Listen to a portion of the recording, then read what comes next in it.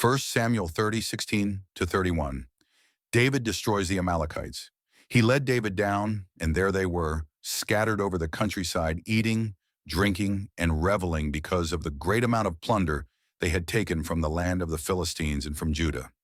David fought them from dusk until the evening of the next day, and none of them got away, except 400 young men who rode off on camels and fled. David recovered everything the Amalekites had taken, including his 2 wives. Nothing was missing, young or old, boy or girl, plunder or anything else they had taken. David brought everything back. He took all the flocks and herds, and his men drove them ahead of the other livestock, saying, "This is David's plunder." Then David came to the 200 men who had been too exhausted to follow him and who were left behind at the Besor Valley. They came out to meet David and the men with him.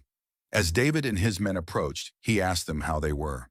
But all the evil men and troublemakers among David's followers said, "Because they did not go out with us, we will not share with them the plunder we recovered. However, each man may take his wife and children and go." David replied, "No, my brothers, you must not do that with what the Lord has given us. He has protected us and delivered into our hands the raiding party that came against us. Who will listen to what you say? The share of the man who stayed with the supplies is to be the same as that of him who went down to the battle. All will share alike." David made this a statute and ordinance for Israel from that day to this. When David reached Ziklag, he sent some of the plunder to the elders of Judah, who were his friends, saying, "Here is a gift for you from the plunder of the Lord's enemies."